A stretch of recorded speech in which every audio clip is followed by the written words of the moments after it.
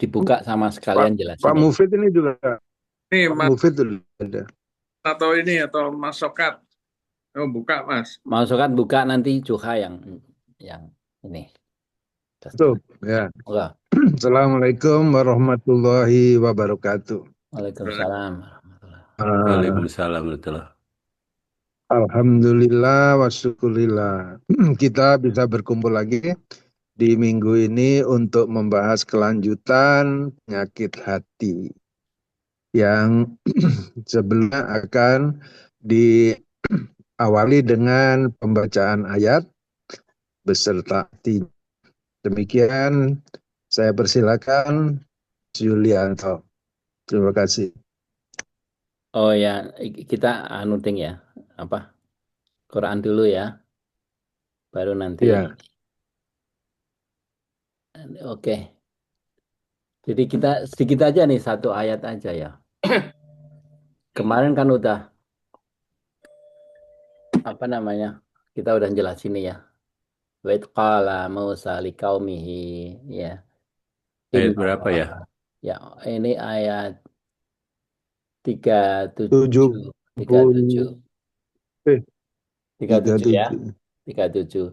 Jadi sekarang ini coba tak baca dulu ya. A'udzu billahi minasyaitonir rajim. Bismillahirrahmanirrahim.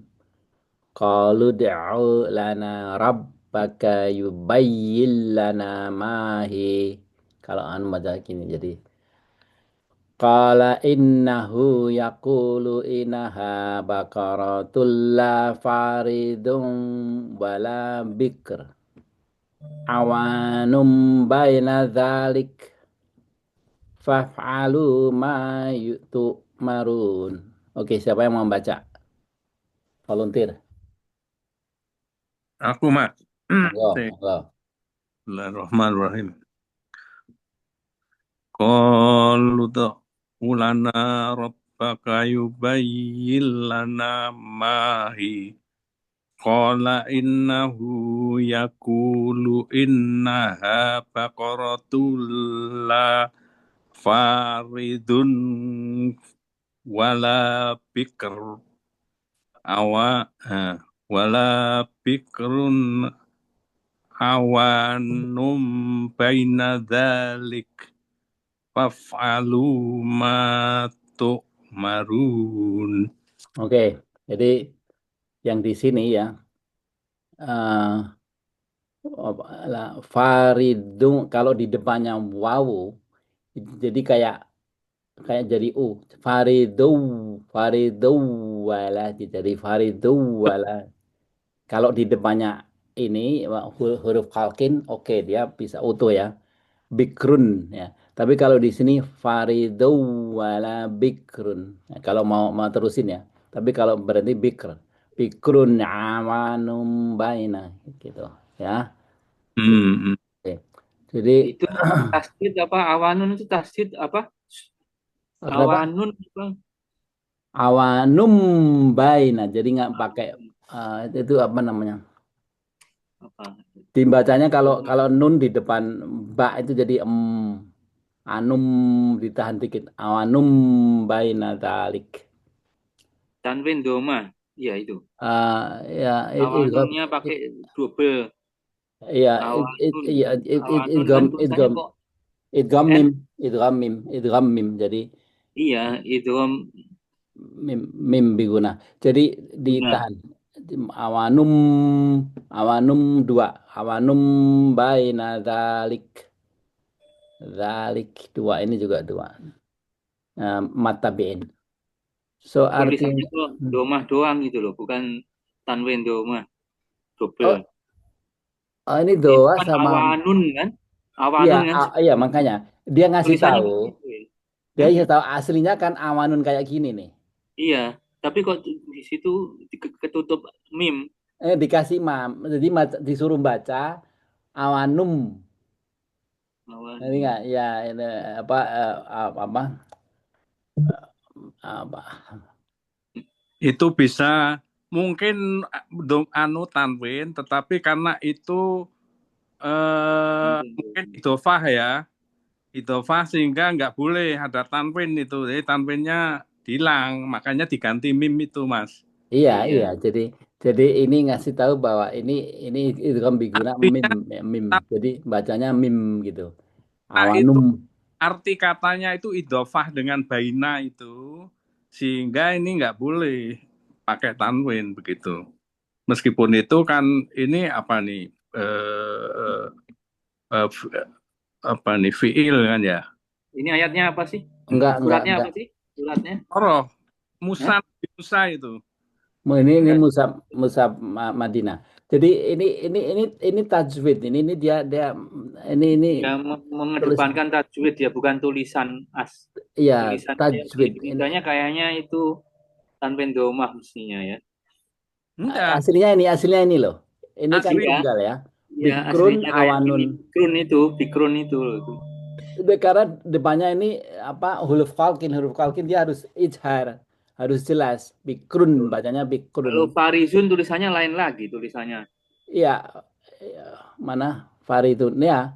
Kenapa? Iya, Oh tulisannya ya. domahnya bukan kebalik. Kalau Iya, Bikrun kan kalau kebalik. kebalik ini idhar, jadi dibaca anu jelas bikrun. Kalau ini nggak boleh, ini faridung, faridung wala, If, ya ta, ya ifa. ta. Jadi idgham bikruna, jadi lebur ke sini. Nunnya di sini lebur. Ini masalah apa tajwid. Tajwidnya. Ya seperti ini juga apa? Ini kan mana? Ya Y3 fa faqiun la ini bacanya faqiul la masuk masih ul launuha enggak boleh faqiun laun enggak. Tanwinnya hilang ya, tanwin Nah, domahnya. iya jadi tulisan-tulisan tajwid untuk baca sekarang benar gitu loh, Mm-mm. Beda karena sama di sini. aslinya kan Quran itu kan bacaan ya, bukan tulisan kan. Mm. Jadi tulisannya dibikin supaya bacanya benar sama sama Rasulullah SAW ya. Jadi ini ya ceritanya orang Yahudi yang kalau disuruh itu ngenyang ya. Makanya kita nggak boleh kalau diperintah Allah itu ngenyang gitu nggak boleh kan. Pertama dia malah mikirin atakhiduna hujwa. Nanti orang gimana ngecek. Jadi nggak fokus ke Allah. Kemudian masih nawar lagi. Qalu da'u lana rabbaka. Tanya tanya ke Tuhanmu. Apa namanya? Rabbana yubayyilana ma. Tolong dijelaskan apa sapi yang kayak apa gitu ya. Jadi nggak udah sembelih sapi ya sembelih sapi gitu, tapi dia mau kayak apa? Jadi hakikatnya dulu dijawab apa Nabi Musa eh, nggak dia nggak muda dan nggak tua. Nah, dia di antara itulah jadi nggak muda nggak tua. Terus maka kerjakanlah perintah Allah gitu kan. Oke, terusannya siapa yang mau volunteer? Dua aja nih. Ayan. Asin. Saya lagi belum ketemu deh. Ya, Sin. Bismillahirrahmanirrahim.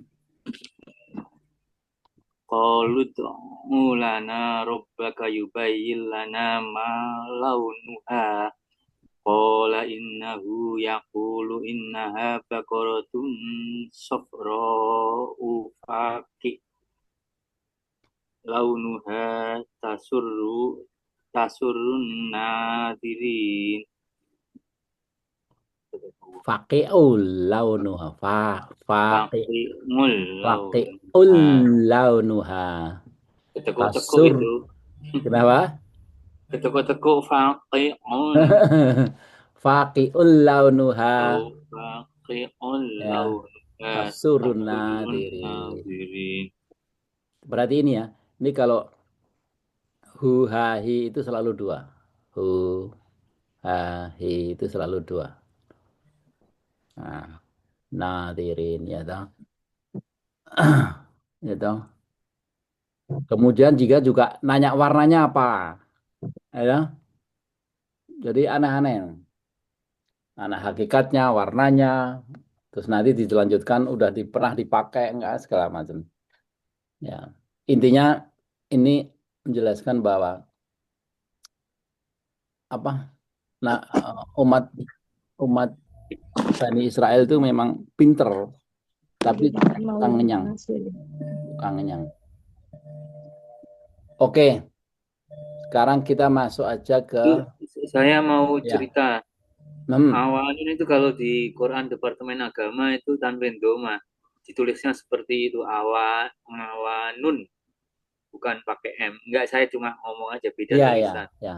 Ya. Memang ini kalau Muzaf Madinah ini dia ngasih tahu ininya, Tajwidnya. tajwidnya, Ya. tajwidnya. Aslinya yang sama kayak gini, nun-nun semua. Itu kalau orang udah tahu, mungkin orang Ya. Indonesia banyak udah tahu ya. Ini kan untuk umum. Iya, Itu kalau saya dikasih tajwidnya.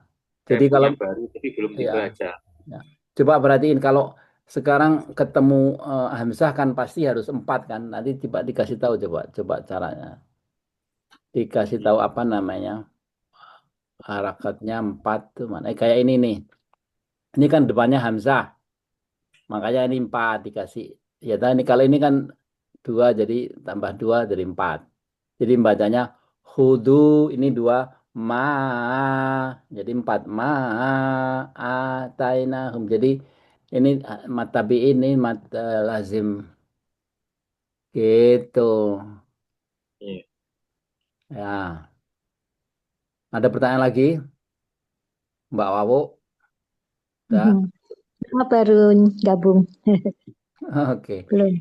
Oke, sekarang kita ini ya. Iya. Quran Hari Arab ini itu. hari ini Ya. kita dendam ya hari ini. Monggo Juha dendam. Dendam. Dendam kesumat. Monggo Oke. dijelasin. Dendam saya singkat aja nih. Dendam itu penyakit hati yang muncul karena kemarahan yang dipelihara. Ya. Arahkan untuk membalas ya agar keburukan menimpa orang lain. Kira-kira gitu. Dendam tapi dipelihara terus, itu yang membuat hati kita akhirnya jadi menghitam begitu ibaratnya, karena nggak dirilis ya begitu. Nah, akar dendam itu apa? Di situ disebutkan kemarahan yang tidak dikelola. Kemudian kesombongan tersembunyi karena merasa benar kan. Juga cinta dunia karena lebih ke harga diri sama status, gengsi dan sebagainya. Spiritualnya adalah menghitamkan hati, yaitu tadi yang saya sebut, karena dipelihara terus akhirnya hatinya jadi makin lama makin hitam. Kedua adalah doa yang tertahan. Doa apa nih ya? Doa tertahan. Jadi akibat itu mungkin ini ya anunya saya ya. Artinya akibat itu sehingga setiap doa itu jadi terhambat yang harusnya dikabulkan karena ada ini jadi tertahan begitu. Baiknya terancam gugur. Jadi dihapus kalau memang parah begitu. Nah, yang ketiga, bedanya dengan menjaga hak apa ini? Nah, begitu. Nah, menjaga hak itu secara adil tanpa kebencian. Jadi mungkin nggak ada sampai di apa namanya itu dipendam terus begitu mungkin ya. Anunya saya itu, sehingga itu sifatnya boleh dibolehkan. Tetapi kalau dendam ini karena ingin membalas ya, membalas dan apa dengan perasaan emosi begitu, nah ini yang dianggap sifat ini Coba tercela. kasih contoh yang jelas dua ini apa gitu. Ini kan yang penting nih. Contoh gimana? Ya contohnya apa itu yang menjaga hak, kemudian yang dendam itu, definisi dendam itu kayak apa itu? Dari actionnya itu apa, kayak apa tuh? Dendam itu ya apa ya mungkin karena yang bersangkutan itu pernah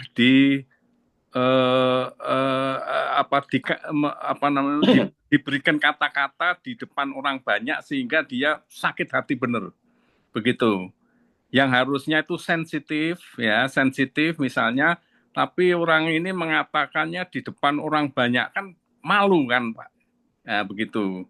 Ya, itu kan akhirnya jadi apa namanya? Ingin bales atau mungkin benci banget sama si orang ini begitu. Nah, terus yang menjaga hak gimana? Benernya Apa? kan menjaga hak gitu kan? Menjaga hak. Nah, ya enggak tadi yang contoh yang tadi yang dipermalukan di depan umum.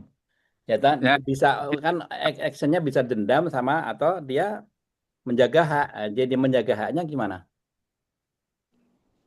menjaga haknya ya sebetulnya jangan dikatakan di depan umum gitu. Ah, Jadi kalau saya mau apa apa akan menyampaikan masalah pribadi lah begitu sama orang ini, dipanggil saja di situ.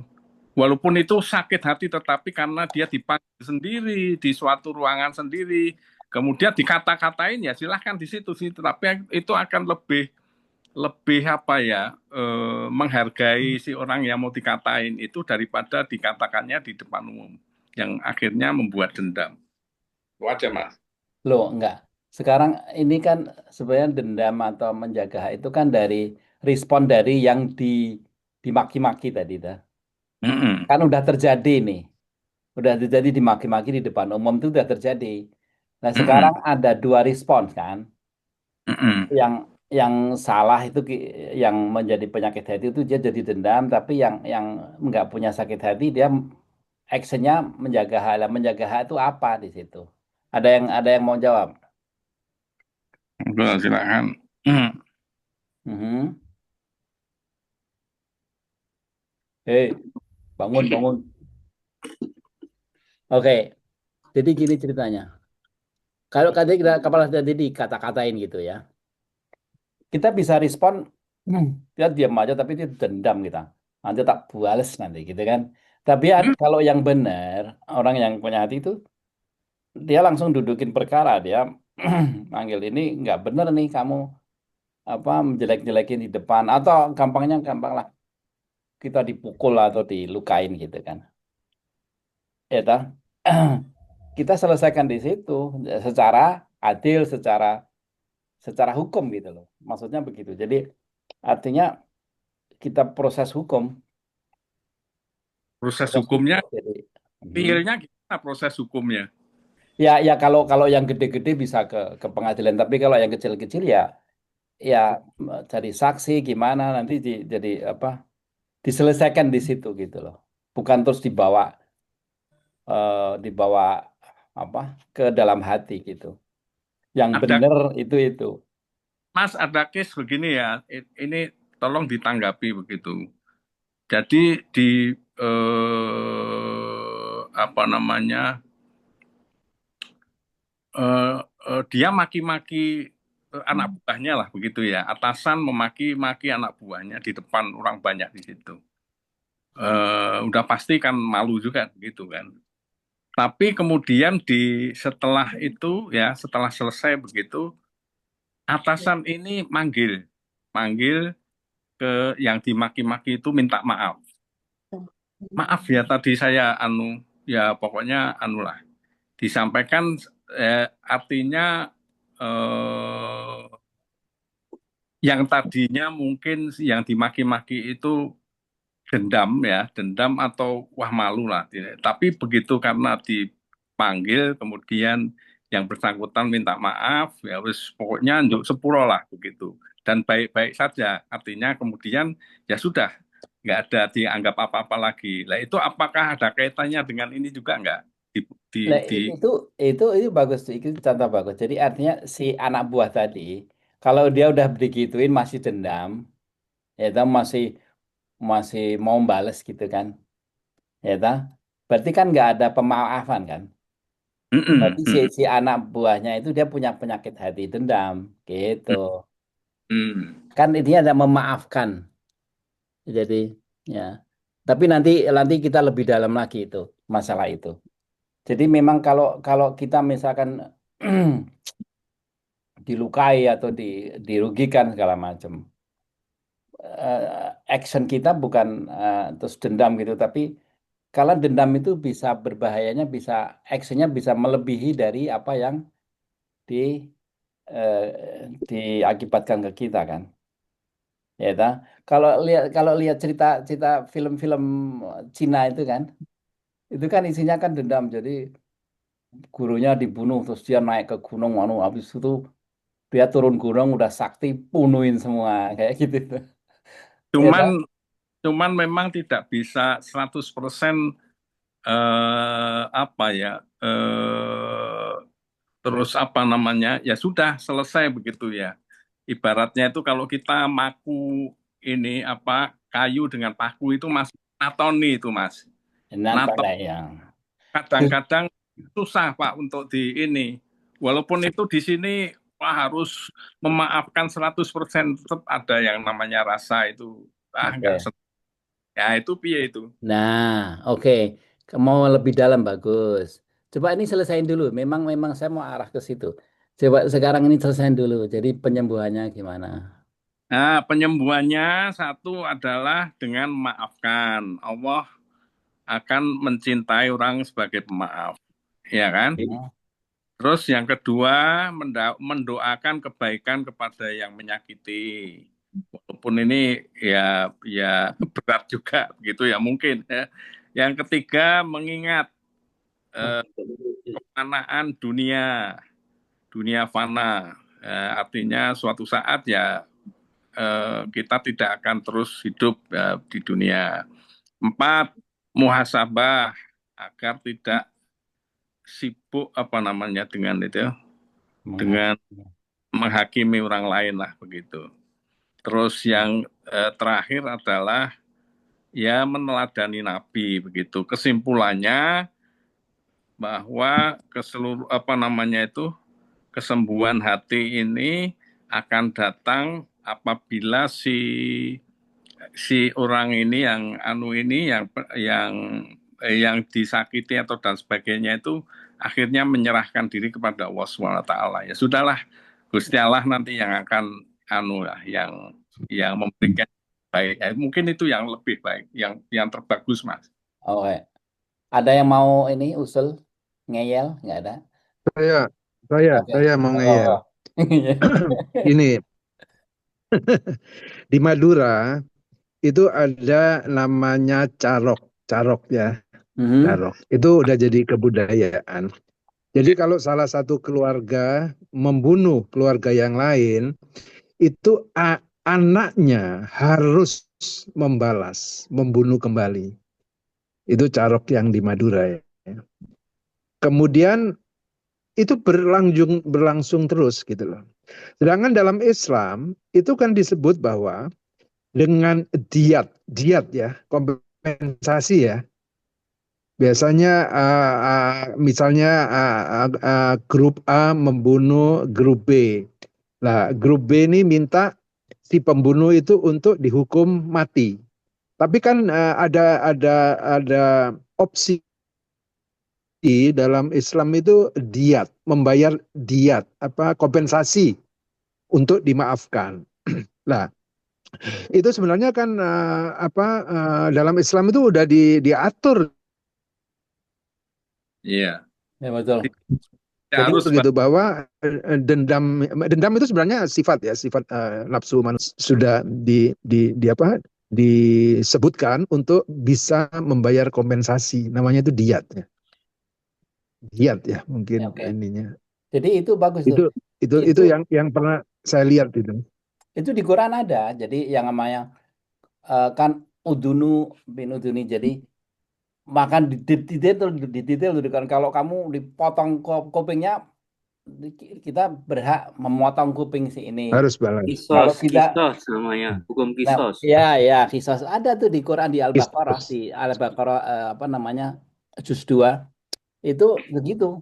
Kalau kita misalnya dalam itu kan ada budak ya, budak kita dibunuh, kita balasnya itu untuk menghindari dendam. Jadi itu menjaga hak, jadi keadilan kan. Ini enggak jadi kayak apa Ya. settle down gitu. Ya, boleh, tapi boleh seperti dikatakan Mas Okat tadi, Artinya kalau kedua belah pihak, kemudian salah satu pihak yang salah memberikan diat itu tadi. Ya, itu di ujung dari ayat itu dijelaskan lebih baik apa kalau memang memaafkan membayar diat, membayar apa Ganti rugi. ganti rugi Ya. dalam bentuk mal, bentuk uang gitu loh. Ya, tapi artinya Iya, apa? Ada settle down, Mas. ada settling down. Jadi artinya ada keadilan yang dijalankan toh. Ya toh. Kalau penyakit dendam ini misalkan udah begitu dia masih getem-getem toh, bahasa Jawanya getem-getem. Ya. Dan sekarang saya tanya, dendam tuh kenapa kok enggak? Kok jadi penyakit kok? Jadi artinya sesuatu yang enggak baik kan? Kan asik kan? Dendam tuh wah gitu kan ya. Bikin kita semangat gitu. Kayak film-film kungfu itu kan dia terus jadi naik gunung dia belajar kungfu semangat gitu karena ber, didasari dengan eh, dendam mau membalas toh. Akhirnya dia jadi sakti terus dia turun gunung dia ya kayak gitu. Jadi motivasinya ke dendam gitu yang di Ya, di Cina itu itu itu terjadi ya, terjadi di China ya. Saya banyak lihat film-film itu ya. Keluarga yang tidak mengakui leluhur ya, leluhur. Artinya letter lucknya saya nggak tahu. Itu ketidakpengakuan daripada keluarga itu bisa dikeluarkan dari keluarga, baik itu nanti dia nggak menerima waris, nggak menerima macam-macam lah. Itu hanya tidak mengakui leluhur. Itu kan kebudayaan Cina kan begitu, ya kan. Sedangkan di kita itu dendam itu akan mudah sekali muncul jika seseorang itu punya kedudukan tinggi. Karena dendam itu terjadi dipermalukan dia di depan umum. Seperti Nazarudin bilang tadi, Nasruddin bilang bahwa kalau kita dipermalukan di depan umum itu bobot dendamnya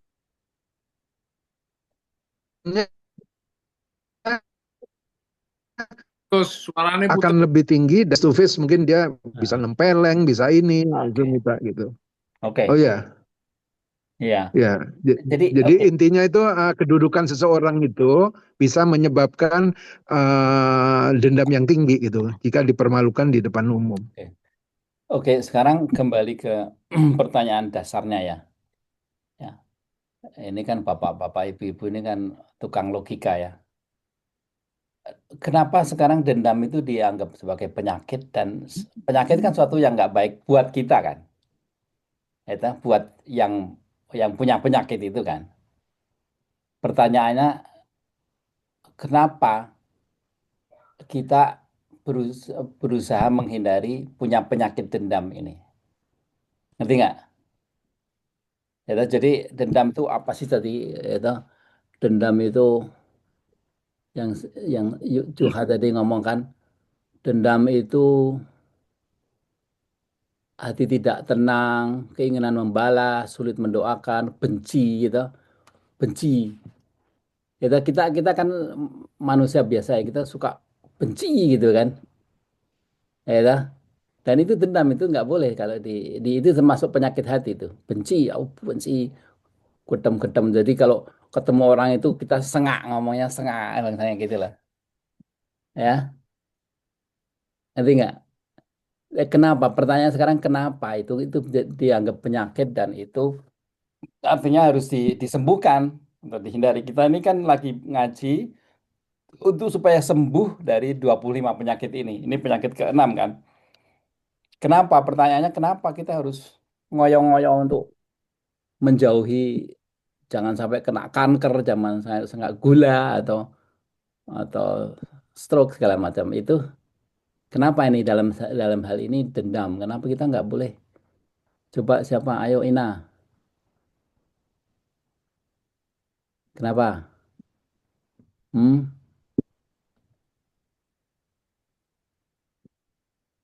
Kok sepi? Oke. Udah begini. Mengharap ridho Allah supaya masuk surga. Oke, satu. Terus apa lagi? Hmm? supaya bisa jadi manusia bertakwa. Oke, dua.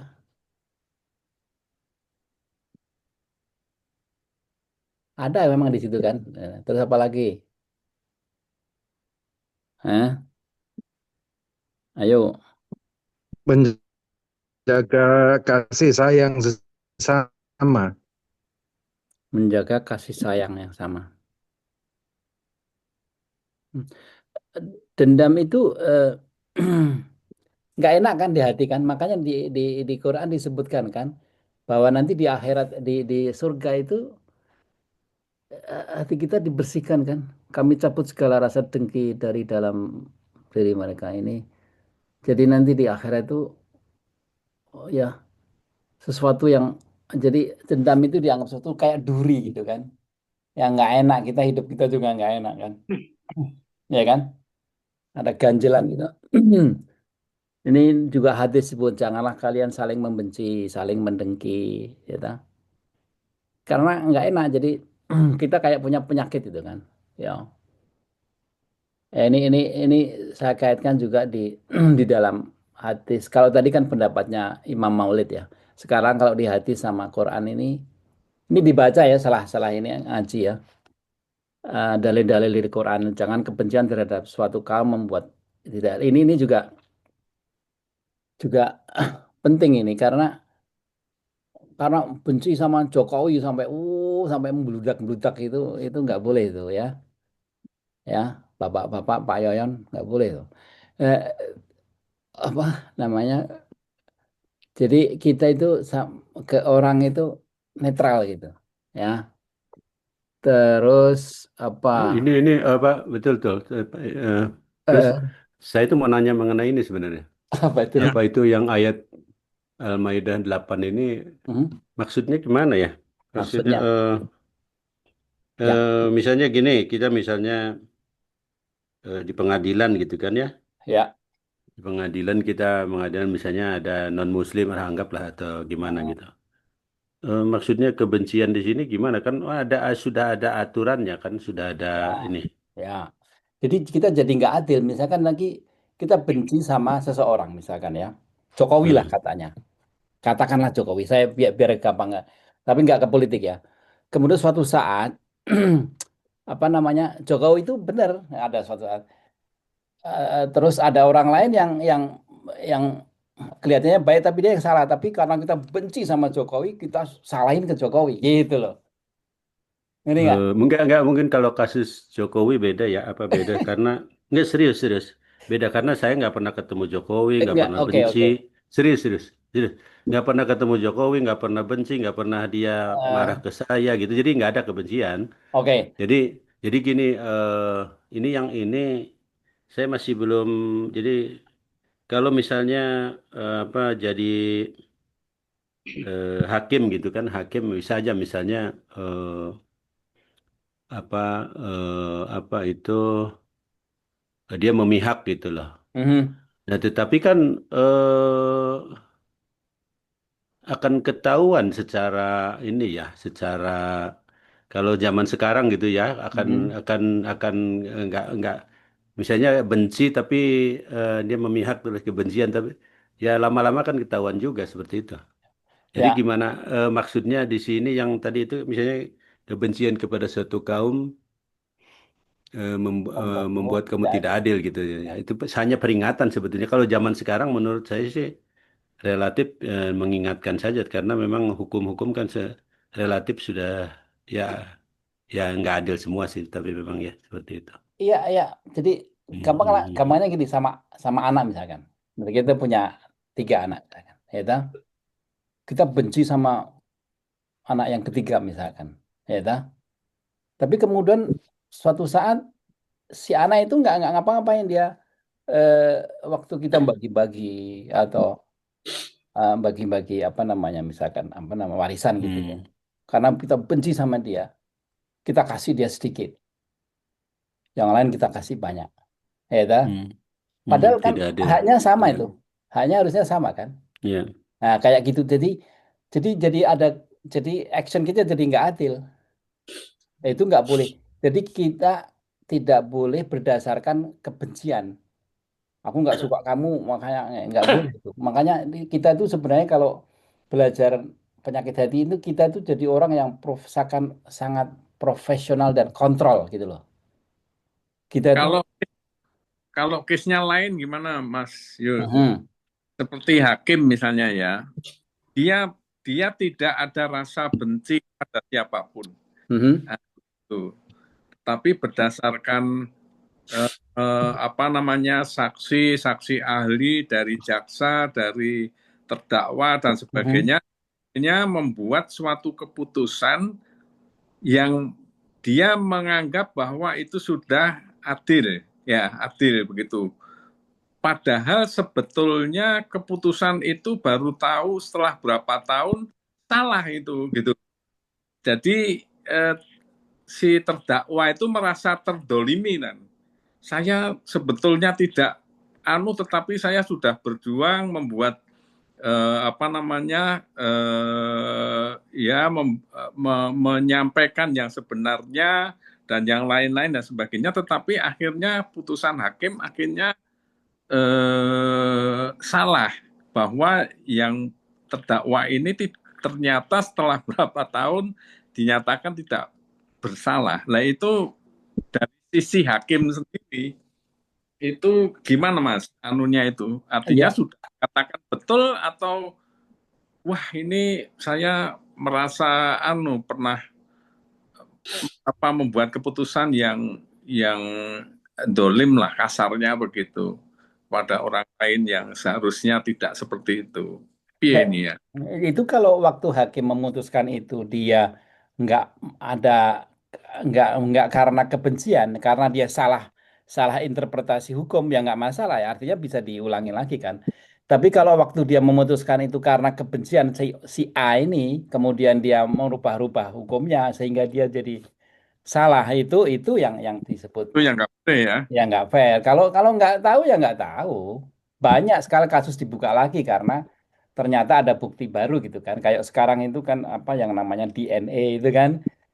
Ternyata Hmm. dibuktikan dari DNA, oh dia nggak membunuh, ternyata darahnya darah orang lain kayak gitu bangsanya. Itu nggak masalah. Tapi yang hakim tadi tergantung kalau dia memutuskan karena dia benci itu atau beda aliran segala itu nggak boleh. Ada tendensi buruk ya artinya karena kebencian itu. Wah itu di sisi Allah sudah berat itu ya seperti itu ya. Ya, sekarang oke, sekarang masuk ke ini. Sekarang pertanyaannya adalah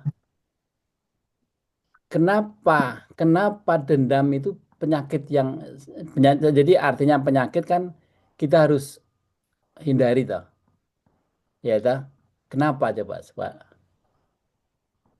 saya tanya ini. Ayo saya kasih 10 detik.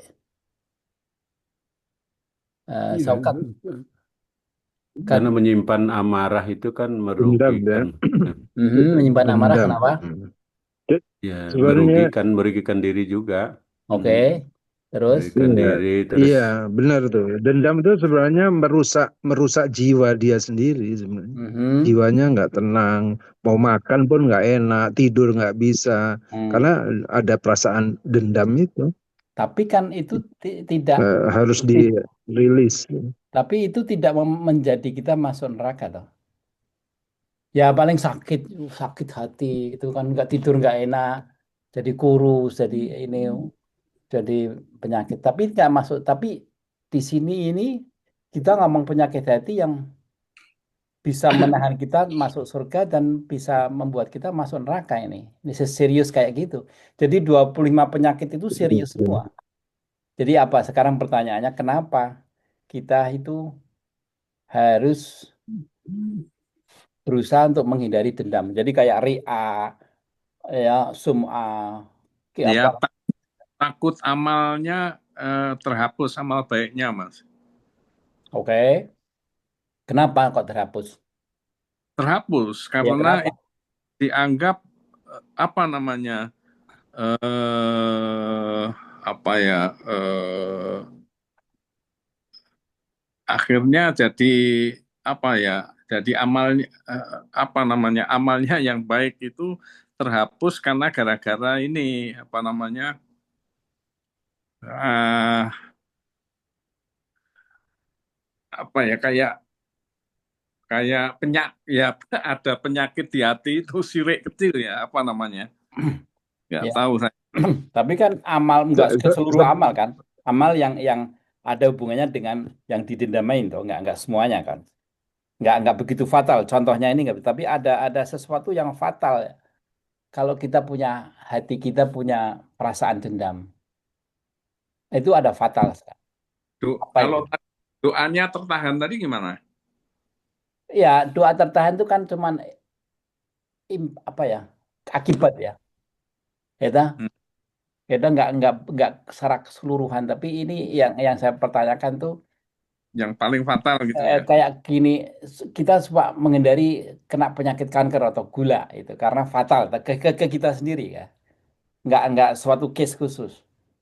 Tadi secara fundamental itu merusak kita dan itu bisa masuk, kita bisa jadi ahli neraka gitu loh. Karena amalnya kurang, yang tadinya itu timbangannya itu sudah balance ya begitu, atau mungkin lebih lebih bagus dikit di timbangan baiknya, tapi karena gara-gara ini sehingga amalnya tergerus begitu, sehingga dia bisa gunjing apa namanya itu, jadi unbalance sedikit gitu saja. Tetapi kalau dia unbalance-nya negatif ya masuk neraka begitu. Itu contoh masih kasus khusus itu. Ya, dah. Kalau yang saya pertanyakan itu apa fundamentalnya. Jadi yang dicontohin tadi itu special case namanya ya, khusus-khusus. Itu nggak menyeluruh ke ini. Saya ngomongin ini secara menyeluruh bisa diterapkan ke kita semua. Apa itu? Ayo. Jadi kalau kalau tadi itu ya semua cerita ini kan ditulis oleh Imam Maulid yang ratusan tahun yang lalu. Jadi cara berpikir mereka itu masih level dasar gitu. Sekarang saya challenge untuk kita lebih ke dalam lagi.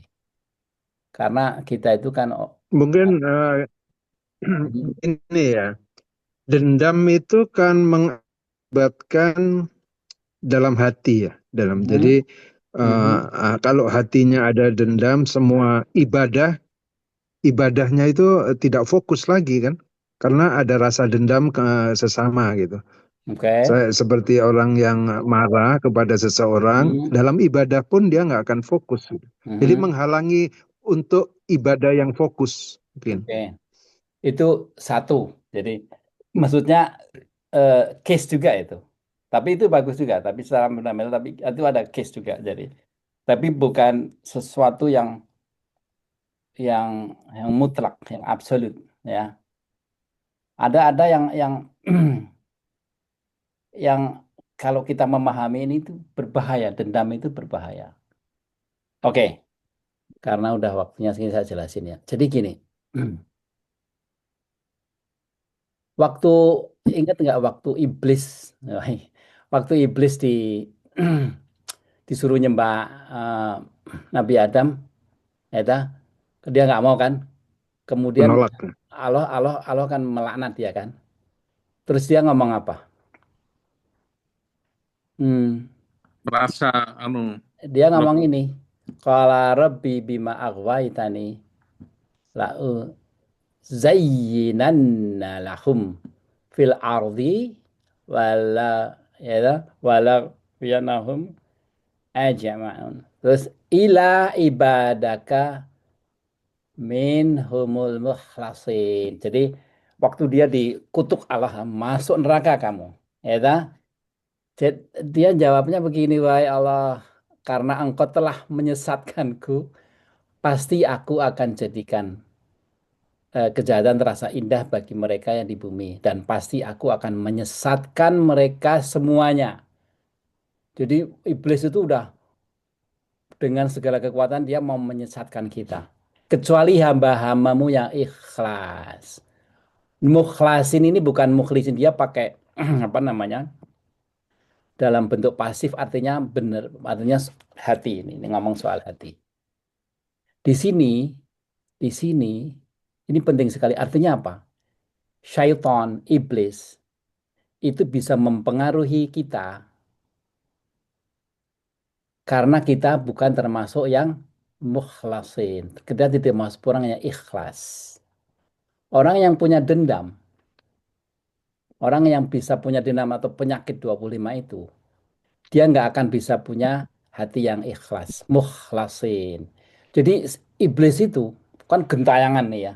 Dia itu selalu mencari individu ya kita ini yang punya penyakit. Karena dia bisa tahu bahwa orang ini tidak mukhlasin. Dia masuk. Begitu masuk dia bisa misalkan kalau dia sudah bekerja di kita, kita akan dibawa ke neraka. Perbuatan kita, pikiran kita bisa bisa bisa nggak benar, bisa menjadi sombong, bisa menjadi. Jadi bahayanya kita dendam di sini itu kita dianggap iblis itu kayak kita apa hati kita itu terbuka gitu, dia bisa masuk. Yang bagus itu orang yang mukhlasin itu iblis itu melihat kita tuh tertutup. Orang yang nggak punya 25 penyakit itu ya, dendam ini juga termasuk. Itu iblis nggak bisa masuk. Jadi dia si orang itu nggak akan berbuat yang aneh-aneh, yang jelek, yang ini segala macam. Itu pentingnya. Jadi dendam itu yang kata tadi dijelaskan Imam Maulid itu adalah tadi tadi cuma dia kasih contoh actionnya, tapi sebenarnya dasarnya bahwa kita itu selalu berusaha mukhlasin, menjadi minhumul mukhlasin. Jadi dari termasuk orang-orang yang ikhlas. Jadi kalau orang yang ikhlas itu nggak punya dendam dia. Kalau dia ada masalah, dia selesai di situ. Kalau dia kalah dalam urusan itu karena apa hukum mungkin dia it's okay, life goes on, gitu, life goes on. Jadi dia nggak ada dendam ke dia karena memang kejadian itu dikehendaki Allah semua ya. Jadi ingat lagi, semua semua kejadian ke kita, ke siapa, ke apa, bisa terjadi karena diizinkan Allah. Ingat ya. Dengan dasar itu kita kita kalau ada sesuatu terjadi ke kita, keadilan kita, kalau kita merasa tidak diadilin, kita proses secara hukum, secara ini segala macam. Tapi kalau kemudian kita kalah karena memang kita kalah politik, kalah kita udah selesai karena kita selalu ingat bahwa itu dikehendaki Allah sebagai ujian kita atau gimana. Karena kita mendekati itu sebagai mukhlasin. Kita itu ikhlas. Karena kita percaya bahwa pada akhirnya Allah itu yang akan mengadili di dunia dan akhirat kan. Kita dirugikan ini, kita nanti akan dapat keuntungan. Nanti nggak? Saya berkali-kali cerita ya. Waktu saya di fire di sini ya, kerja di sini. Saya nggak bikin kesalahan. Dia fire kayak mau apa, fire saya karena kalau pas dia tuh nggak suka orang Islam ya. Saya kalau Jumatan, sholat itu, saya nggak minum. Dia maksa-maksa minum, saya nggak mau. Dia benci saya. Kemudian saya dikeluarkan. Saya bilang, alas, alas. Itu karena kehendak Allah. Saya cari kerjaan lagi. Ngerti nggak? Tapi apa? 5 tahun setelah itu, dia di fire, nganggur. Saya malah malah banyak kerjaan, gitu loh. Jadi apa ya? Karena waktu itu saya mikir bahwa saya nggak perlu dendam ke dia karena ini udah dikehendaki Allah. Walaupun saya nggak berbuat salah kayak gitu. Dan itu karena saya berusaha menjadi mukhlasin. Ikhlas apa yang ditakdirkan, diqaddarkan Allah. Kadang-kadang kita dalam hidup kita itu memasuki sesuatu situasi yang kita nggak suka, yang kita ini merasa nggak fair gitu. Tapi kita harus ingat di sini bahwa kadang-kadang Allah tuh nyoba kayak gitu. Kadang-kadang Allah tuh nyoba kayak gitu. Kayak sekarang yang terjadi di Gaza segala macam. Orang nggak peduli segala macam. Itu kadang-kadang Allah bikin begitu. Tapi ingat bahwa Allah itu selalu fa'inah ma'al usri yusran. Selalu. Berdasarkan itu, kita nggak akan pernah punya dendam. Kita selalu suudzon ke Allah. Husnudzon ke Allah, sorry. Husnudzon ke Allah. Jadi selalu dengan itu kita hati kita adem. Ngerti nggak? Coba ada yang mau komentar, mau respons. Kalau Walaupun kalau Mhm. efeknya kepada orang yang menyakiti gimana, Mas? Kalau apa? Kalau artinya kita sudah mukhlasin itu tadi, Mhm. sudahlah. Padahal Mhm. itu itu tadi yang dikata-katakan di depan umum misalnya, itu Mhm. kan ya diserik gitu kan ya. Mhm. Oke, tapi akhirnya luluh kita. Ya sudahlah, apa namanya? Mhm. Saya tidak membuat dendam juga pada yang telah mengata-katakan pada saya misalnya begitu ya. Tapi terhadap si pelakunya sendiri ini impact-nya gimana secara itu ya?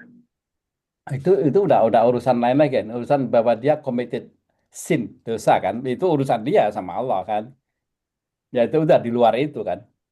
Ya, ya, ya. Ya. Artinya ya Hmm. sudah yang paling baik kita serahkan ke atas gitu aja ya. Hmm. Yang saya mau tekankan di sini, walaupun ini kita judulnya dendam, tapi sebenarnya yang penting itu kita berusaha untuk jadi mukhlasin, karena pentingnya apa? Iblis, setan, penggoda itu yang menjerumuskan ya, itu tidak bisa menyentuh kita. Nanti nggak? Tahu, nah, Umar bin Khattab tahu nggak? Dia tuh orang yang sangat mukhlasin. Sampai Rasulullah SAW itu cerita kalau apa eh, eh, apa namanya, Umar jalan di jalan itu ya, itu semua iblis, semua setan tuh nyingkir. Hmm. Mukhlasnya dia begitu kuat gitu loh. Orangnya sangat sangat sangat ikhlas, sangat mukhlasin. Jadi sampai dia kalau dia jalan di jalan favorit kayak banyak saya itu, dia pergi semua ini karena takut. Karena memang iblis itu takut sama orang yang mukhlasin. Karena iblis itu kan iblis itu dasarnya sombong ya. Dia nggak mau kalah gitu. Dia dia nggak mau deketin orang yang jelas dia nanti kalah. Kalau dia nggak bisa goda, dia merasa kalah kan. Dia menjauhi. Makanya pelajaran di sini ya, di pengajian minggu ini ya, kita itu ka- tujuan kita itu salah satu ya dari nanti 25 itu, kita berusaha menjadi yang ikhlas itu. Jadi enak kalau ikhlas tuh kita kejadian di dunia ini nggak terimpas. Ngerti ya? Tujuan kita kan ya kan yang lingkaran itu kita ke tengah kan, ya toh? Ke tengah di titik Allah itu. Jadi kejadian dunia ini kita nggak terimpas, nggak akan terombang-ambing gitu. Gitu ya. Mana? Ada komentar, ada engkelan, ayalan, ada ide, Pak Wawo, Terus manut. Manut. Ya, apa itu? Itu perlu latihan. Kita tuh kalau mau berbuat baik atau yang tadi menuju mukhlas Nggak tadi. denger. Oh, nggak dengar. Aku nyalain. Eh, Timbul tenggelam suaranya. Sampai tak tempel ke kuping kura. nah ya, udah tinggi nih sekarang. Oke. Pelan-pelan ya. Udah bisa. Menurut saya, kalau mau menerapkan yang tadi supaya bisa jadi orang mukhlas tadi yang seperti Mas Yanto contohkan, itu kan latihan. Kita bisa nggak bisa mungkin ya itu dari sedikit-sedikit, jangan ngambek, jangan sedikit-sedikit nyimpen sakit hati. Nah, itu latihan. Kalau nggak latihan, tiba-tiba bisa itu tuh nggak, menurut saya sih memang ada latihannya gitu loh, Enggak Mas. gampang gitu Iya. ya, Mbak. Iya, Mas. Iya. Ada kan orang yang biasanya nerima, tapi ada orang yang nggak bisa nerima. Kadang-kadang ya, Hmm. wah, Enggak gampang sih. latihannya itu Iya. yang penting. Ya memang ya gitu. Jadi benar memang semuanya tuh di dunia ini kita tuh latihan. Jadi kita diberi Allah waktu nggak tahu 70 tahun, 80 tahun itu kan supaya husnul khotimah. Akhirnya kita masuk goal yang mau. Ya toh, memang Allah juga tahu malah, makanya ada pintu taubat. Ya toh, karena Nabi Daud aja yang bikin salah kan. Ngerti nggak? Tapi Nabi Daud itu di disebutkan awab. Jadi gampang bertobat. Rasulullah SAW itu sehari minta ampun 100 kali. Ini ya, ya. Jadi memang kita di dunia ini latihan untuk tujuan yang menjadi bersih hatinya segala macam. Karena ingat nanti yang bisa menghadap Allah itu yang kolbus salim, hati yang sehat. Jadi kalau dari hati kita itu ada salah satu penyakit dari 25 itu, kita nggak bisa masuk surga. Apakah penghilangan dendam ini ada hubungannya dengan latihan kontemplasi atau semedi ya? Karena saya lihat para nabi ya banyak yang kontemplasi itu. Nabi Musa, Nabi Isa, Nabi Muhammad semua menyendiri. Apakah itu salah satu ya jalan untuk Oh, menghilangkan Kak, dendam? oke, kalau kontemplasi itu sebenarnya kita tuh 5 kali sehari. Jadi yang disebut sholat itu sebenarnya kita menarik diri, ya itu kontemplasi. Tapi yang Sokat ngomong tadi itu kayak contoh Rasulullah SAW itu pernah dia 1 bulan dia menarik dari dunia kan. 1 bulan itu karena waktu itu istri-istrinya itu pada kayak minta dunia gitu loh. Nah, ya, terus dia mundur 1 bulan dia Hmm. menyendiri, 29 hari. Makanya eh, di Islam itu kan sebulan itu 29 karena itu. Jadi itu lain lagi, itu kayak apa ya? Kayak kita ngantuk ya. Tahu nggak kenapa kita ngantuk? Kalau dari agama itu ruh kita itu capek. Ruh kita itu capek terhadap dunia. Kita mau keluar dari dunia itu makanya tidur. Tidur itu sebenarnya roh kita itu kayak mati kan. Di Quran sebutkan ya. Kita keluar dari dunia ini yang anu, kita tidur. Nah, bisa juga dalam kalau Rasulullah itu dia menarik diri, dia menyendiri gitu. 29 hari ya itu. Itu lain lagi itu. Tapi kalau di dalam agama kita itu kan dia kita di waktu 5 kali sehari mengundurkan diri untuk merenung ya tafakur itu sebenarnya sholat itu adalah waktunya kita untuk apa introspeksi segala macam termasuk aku punya dendam nggak gitu terus nggak ada cerita di ada Rasulullah pernah ada orang lewat gitu kan Rasulullah begini orang itu ahli surga jadi orang itu ahli surga artinya apa dia itu bakalan masuk surga terus sahabat ini ada yang apa ya curious ya pengen tahu terus dia ngikutin orang itu ngikutin sampai rumahnya dia lihat terus tapi dia ngelihat nggak ada keistimewaan orang itu terus besoknya dia tanya kamu yang kamu kerjakan tiap hari itu apa ya dia bilang aku biasa aja sholat gini gini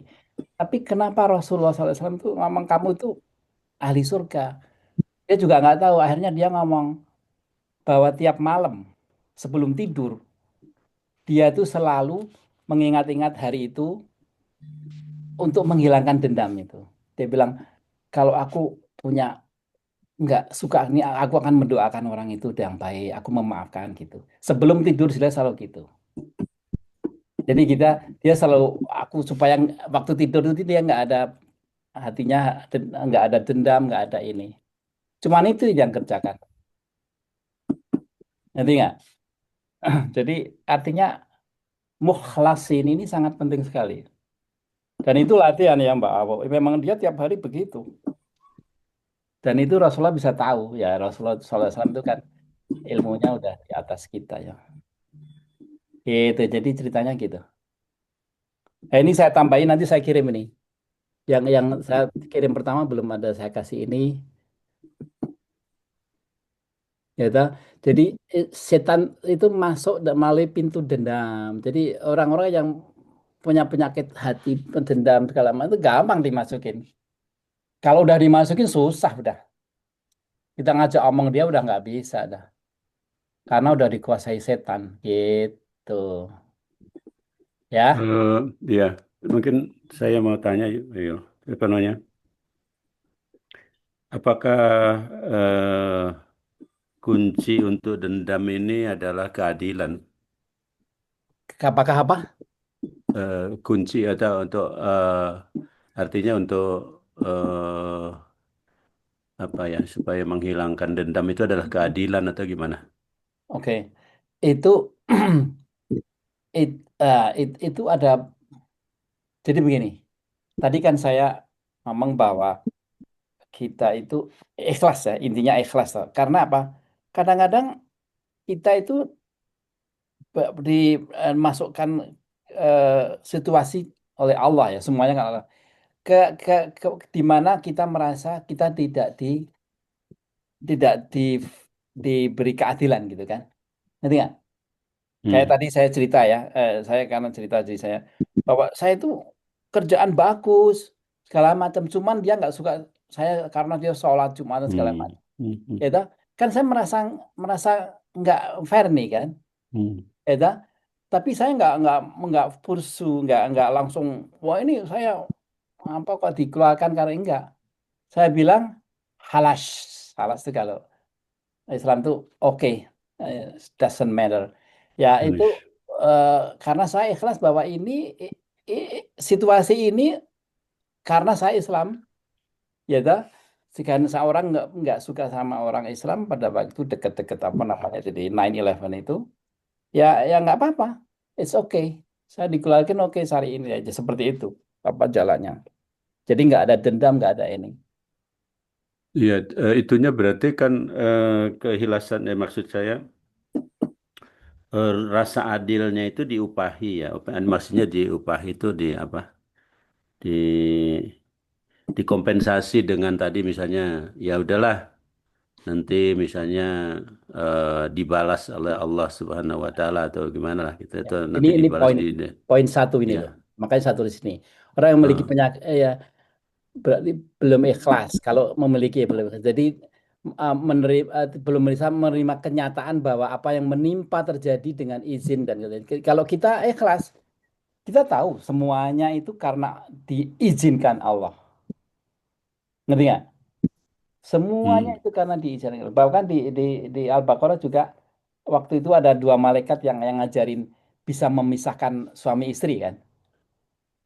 Baca lagi coba di juz 1 itu. Saya lagi ngapalin jadi hafal. Jadi ada dua malaikat itu Harut dan Marut itu dia bisa ngajarin orang supaya untuk ngetes gitu ya. Dia bisa misahkan suami dan istrinya gitu. Tapi kemudian ayat selanjutnya semua itu karena diizinkan Allah.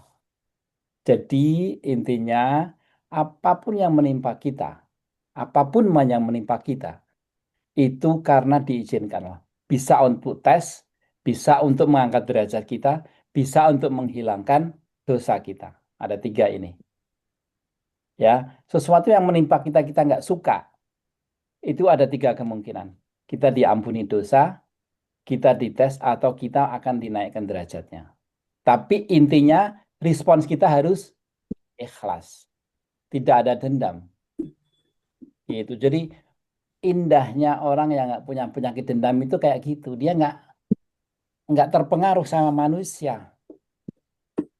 Walaupun dia dijelekin sama si A, si B, dia nggak ada dendam ke dia, dia nggak ada ill fate, nggak ada apa ya, pikiran jelek, nggak ada ini ke dia. ya, Bayangkan ya. kayak gitu. Ini orang yang punya dendam tuh bersih, profesional, bersih, eh, kuat apa namanya dalamnya, ya kan? Jadi eh, apa? Ya mungkin sedikit itu yang mungkin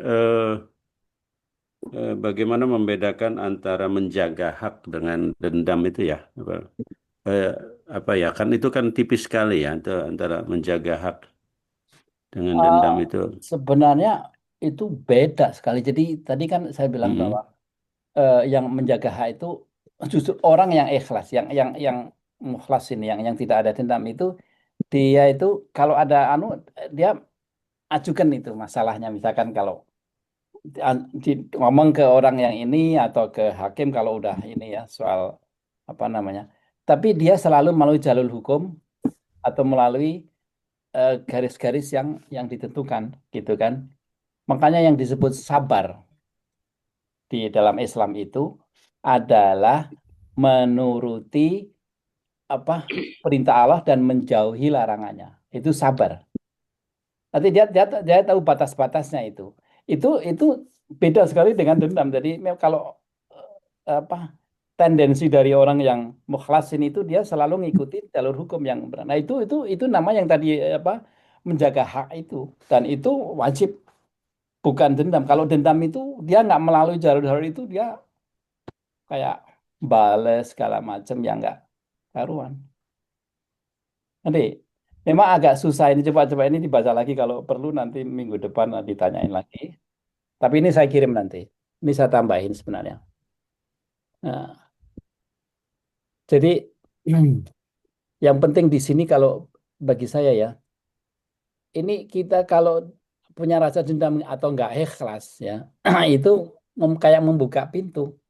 Islam setan masuk. Kalau setan udah masuk, kita udah nggak bisa kontrol. Kalau setan udah masuk itu kayak kayak kita selalu membenarkan diri sesuatu yang jelas salah itu ya. Ngerti nggak? Jadi nggak gampang menerima nasihat yang baik. Itu setan udah masuk. Dan kalau setan udah masuk nanti di akhirat juga dia temannya setan itu masuk ke neraka. Gitu ya. Apalagi, ayo Ina apa? Usulnya apa Ina?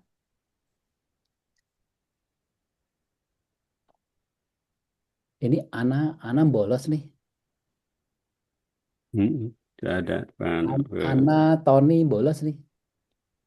Hmm, Nanti kita kasih tugas aja.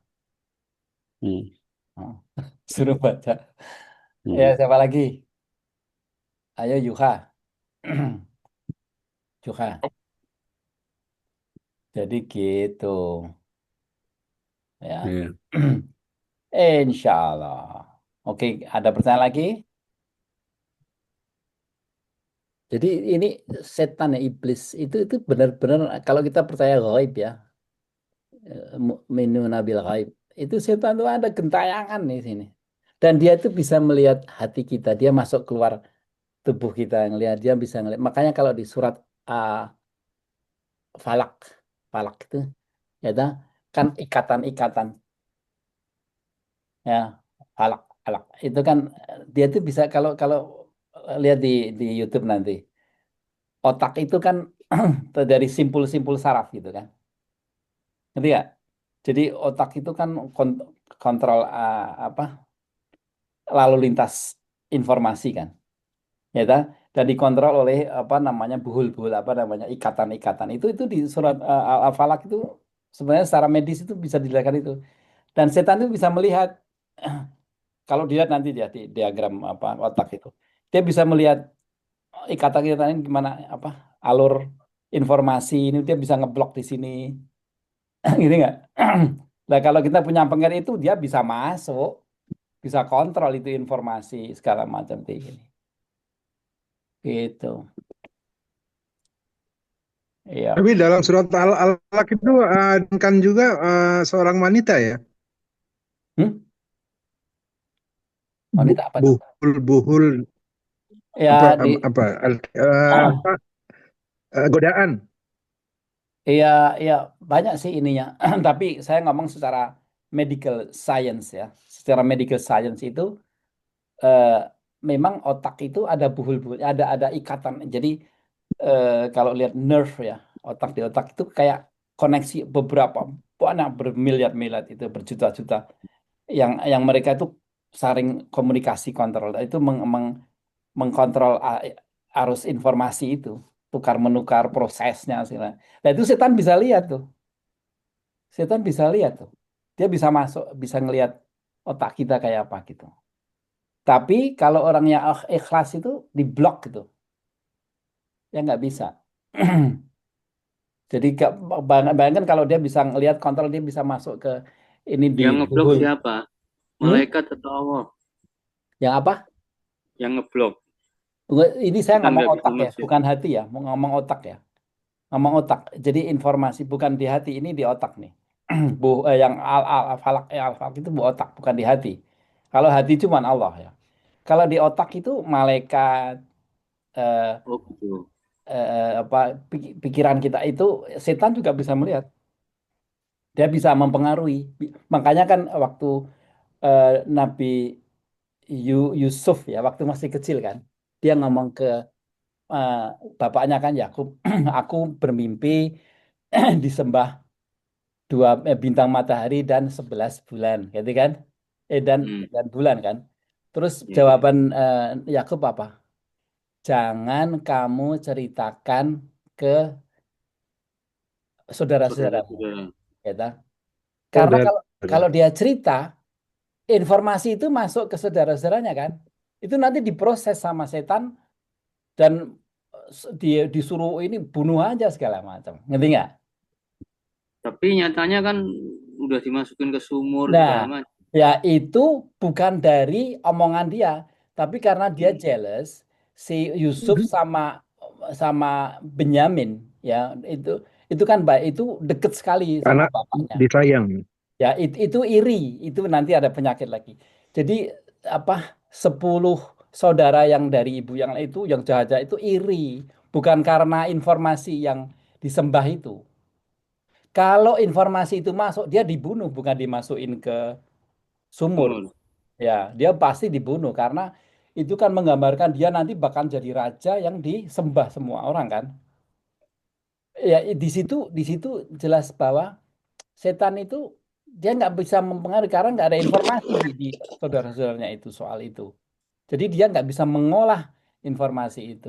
Makanya wanti-wanti jangan kamu ngomong ke ini. Ya, begitu juga yang namanya fitnah kan di sekarang ini zaman apa WA, zaman internet itu hati-hati kalau kita posting segala macam itu akan bikin fitnah.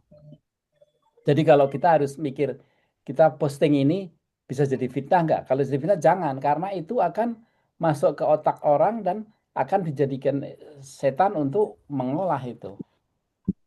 Makanya kita kan hati-hati dalam mendengar, melihat, ya tah di Quran sebutkan. Karena itu setan tuh hanya bisa mau dia bisa membaca otak kita loh.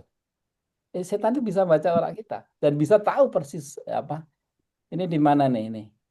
Ini arusnya gimana nih? Ini aku akan masuk ke sini segala macam. Dan dia itu umurnya kan ribuan tahun. Padahal kita cuma puluhan tahun. Jadi dia lebih pinter dari kita. Nah, Dia makanya, beranak nggak? apa? Oh, Setan nggak tahu. itu punya anak nggak? Nggak tahu. Kalau nggak beranak kan berarti dia forever kan. Hmm. Ya, dia beranak. Saya nggak tahu. Malaikat juga nggak tahu.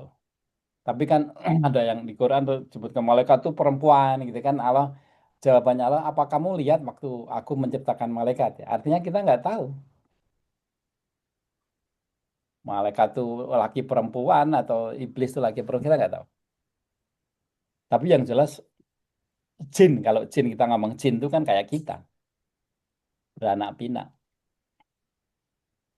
Gitu. Apalagi nih? Ya, kalau udah monggo. eh Tadi yang buka siapa? Sokat ya, tutup Yang kan? buka saya. Sekarang yang nutup Yoyon. Ya, Yon. Oh ya, oke. Monggo. Eh, Bapak Subhanallah Ibu bihamdika. sekalian, pengajian kita malam ini dirasakan cukup. Eh, Terima kasih atas penjelasannya dari Yulianto, ya, dan juga tanggapan dari rekan-rekan semua. Insya Allah tentang eh, penyakit hati yang ini dalam faktor dendam ini mudah-mudahan bisa dipahami, ya, bisa dipahami dan bisa dilaksanakan. Apa artinya diterapkan di kehidupan kita sehari-hari. Supaya Jadi masuk surga. ya, Insya Allah. itu kita eh, kita sudahi, ya. Kita mudah-mudahan bisa sehat untuk bisa apa ngaji lagi minggu depan ya. Ya Amin. kita baca hamdalah bersama-sama. Alhamdulillah. Alhamdulillah Alhamdulillahirobbilalamin. Rabbil Alamin. Kasih ditutup Pak. Ya, Silakan. terima kasih Mas Yul. Yo, Assalamualaikum. Ya, Waalaikumsalam warahmatullahi wabarakatuh. Kafaratul majlis.